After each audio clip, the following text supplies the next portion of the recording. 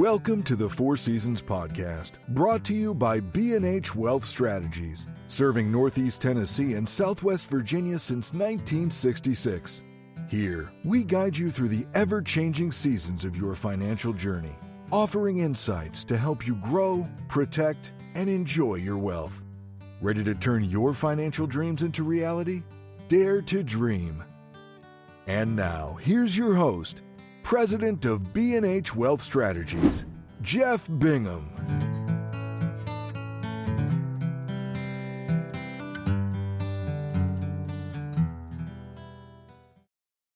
Saving for your child's first semester or planning for grad school, education funding can feel very overwhelming. Jeff shares the smart, flexible options that B&H Wealth Strategies offers to help families invest in their future without sacrificing financial peace. Welcome back, everybody. Skip Monty, co-host / producer, back in the studio with Jeff Bingham, owner of B&H Wealth Strategies and president as well. Good to see you, Jeff. Good to see you, Skip.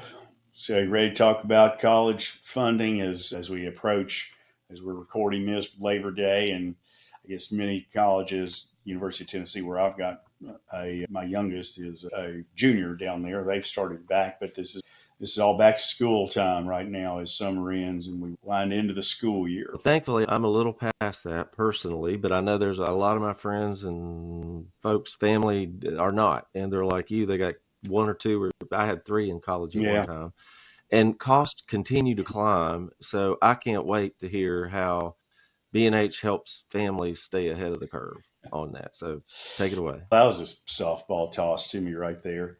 Yeah, I had two in at one time with my older two, and then I had and my youngest Juliana was born 10 years, the junior, if you will, of my oldest. So I'm the guy that at college or at high school graduation was like, "Is that your grandfather?"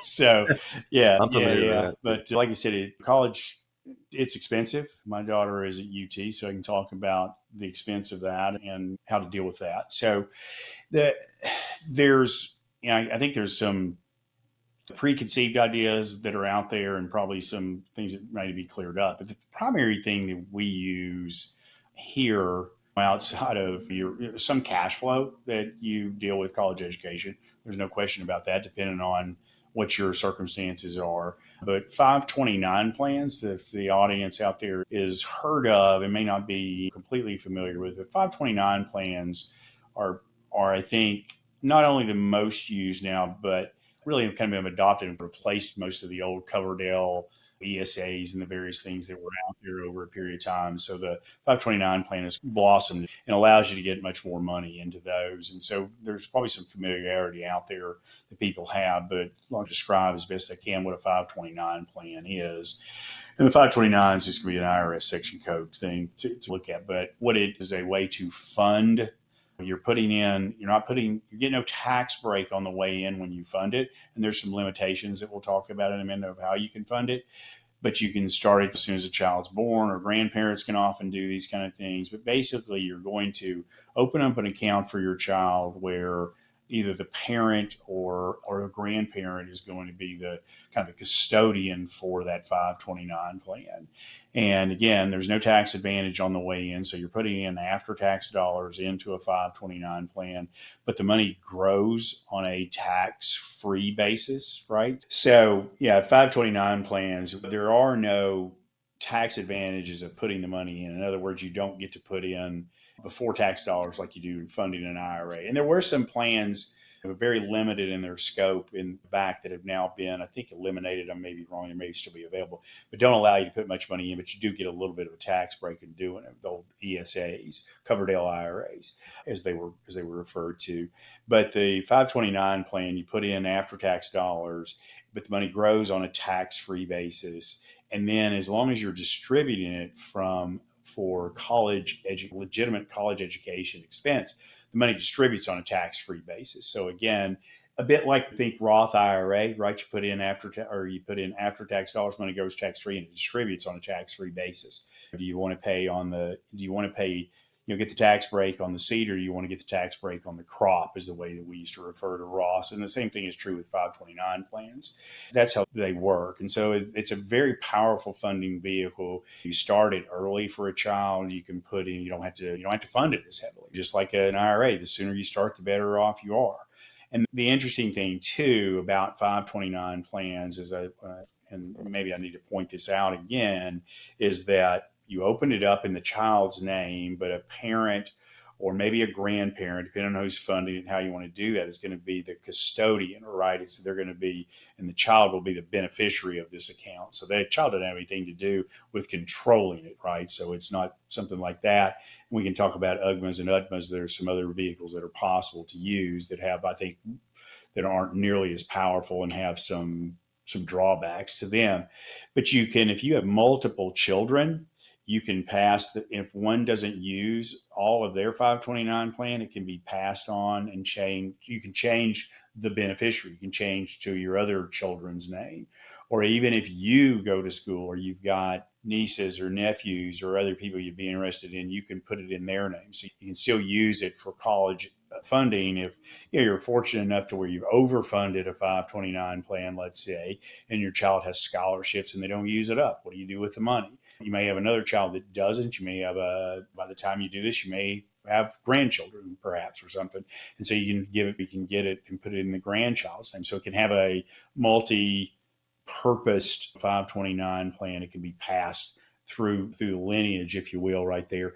But it also is something that you can bring back into your own assets in a 529 plan. In other words, Skip, if you had one for one of your children and they didn't use it all and they didn't use it and you didn't have any other way to use it and you needed or wanted it back into your assets, right, to use for you and your wife, then you can bring it back in where you have to deal then with the taxation on it, right? So with the growth, right, you got a cost basis in it. So let's say you put, and I'll just do easy math, you put $10,000 into it, it's worth 20, and you claw it back in to into your own asset mix. Let's say you want to 529 it, you bring it back in, and you have $10,000 that you invested in, it's now worth 20. You're going to pay tax on that $20,000, and you'll pay a 10% tax penalty, much like you do with an early distribution from an IRA or a 401k plan, that kind of thing. So it's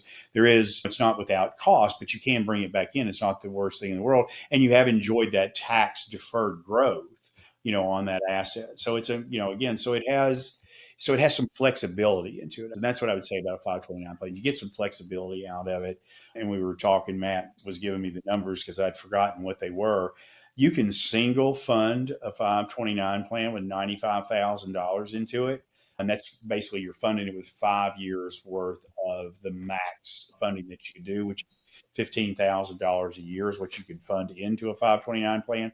But you could do, or I'm sorry, I said 50, excuse me, $19,000 is what you can fund with. Just 95 divided by 5 is all that is. And I did poor arithmetic the first time I did it. Sorry about that. You could That's all right. But so and do you need to put $95,000 into it? Depends on where your kid's going to go to school. What are your education wants? That's a lot of money. You do it early. That's a lot of money that you're going to have in there to do. But college is extremely expensive. I guess the full, just thinking about the University of Tennessee, if you don't have scholarships and the Hope Scholarship and various other ways to do it, just the cost for education down there, it's about this is not, around it. It's about $25,000 a year. So that's $100,000 education. That's without room and board. That's just tuition is for something like that at full freight, if you will. And that's state school here. That's not nothing. That'll hit your pocketbook a little bit. College is expensive, but if you go to private school, you go out of state, you start looking at those kind of things, expenses just go up and up. And grandparents, we have a lot of grandparents that will fund their grandkids' college education. Let's say they've got to take a required minimum distribution, which we've talked a little bit about a couple of times on here. When you get to be, the age now is 73 years old. Let's say you get to be 73 years old. You've got an IRA that you don't need any of it or all of the income that has to come out of it. You still have to push that income out because the government forces that distribution at that point in time. And if that's extra discretionary funds that you have, a lot of my clients then will say, we'll talk about, let's fund a 529 plan for your grandchild. And grandchildren and grandparents love doing those things. They love taking care of their grandchildren, and they want them to get a quality education. And it's not, so they do those things for Christmas and other birthdays and things like that, where it's a meaningful gift, something that will endure and pay them throughout their lifetime when you think of it like that. I mean, you think about what we're trying to do is build these family legacies and use money as efficiently and effectively and as a tool for bettering society as a whole, but certainly bettering your family. What a gift for a grandparent to take a required minimum distribution, fund a 529 plan for their grandchildren that then can go and get a high quality, higher education. It's a legacy that another way to legacy plan is the way it is, and give that gift of knowledge to the next generation that can be passed again to the next generation as well. It's just multi-generational planning. Very good. Now, we've only got a couple of minutes left, but I wanted to ask what your thoughts are on, is it and forgive me if I'm not calling this the right thing, but the Tennessee Promise, where using community college, which is free, basically. Yeah. Oh, no. I mean, what's your thoughts on no, that? I think, using community college, go to Northeast State or somewhere we think Northeast State.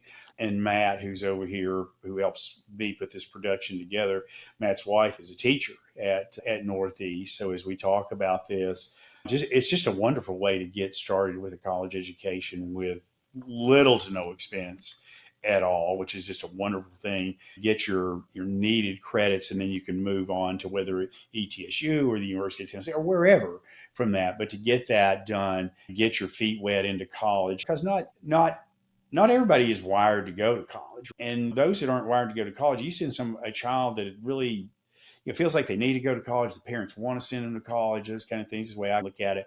And you're going to stroke check for $25,000 or more that first year. And they're like, nah, this isn't for me. It's a pretty hefty price tag for a nah. I need to take some off. So if you can go to a community college like that and you can get that and it's quality, you're getting the knowledge base, the kind of the prerequisites that you're going to need to go on into your junior, senior years and those kind of things as you move through the years. And that's just a heck of a way to do it. And certainly depending on what your means are too, as a parent or in the grandparents, all those that are trying to help educate the child, and think about how much of a savings, of a cost savings that is. Let's say it is $25,000. You're just using that a number. You cut $100,000 bill theoretically in a 4-year to $50,000. That's a bunch. So I think I think community college and the things that we've done to create that is a tremendous idea. I encourage it for a lot of our clients to take advantage of that as well. Well, yeah, and I know a ton of people that have, and I think it's a wonderful program, but I wanted to get a professional's advice. So thank you. Yeah, I think, again, you're getting your baseline stuff. It's not like that's going to be something when you've got a resume showing where you went to school and you're going in and doing interviewing for jobs. And depending on what the job is, obviously I don't think there's a lot of what I would call snobbery around that. We're going to lift your nose up. Oh, you went to 2 years of community college before you went to ETSU or to Vanderbilt, wherever you go, wherever you land from there and you can go. I don't think that's going to be looked at in any detrimental way. And I just think it's a super way to for a child to begin to grow up and grow into college and grow into adulthood, basically, is what it allows. I agree. Couldn't agree more. Thank you for that, Jeff. Appreciate you making college planning feel a little less daunting. It's still daunting, but that's helpful. Looking forward to next time as we keep building brighter financial futures at B&H Wealth. Look forward to it. Thanks for tuning into the Four Seasons podcast, brought to you by B&H Wealth Strategies, where your financial success is our priority. Schedule your free 20-minute consultation today by calling 423-247-1152 or by visiting bhretire.com. Take the first step toward making your financial dreams come true. Until next time, remember, every season is the right season to plan for your future. Securities and registered investment advisory services offered through Silver Oak Securities, Inc., member FINRA SIPC. B&H Wealth Strategies and Silver Oak Securities, Inc. are not affiliated.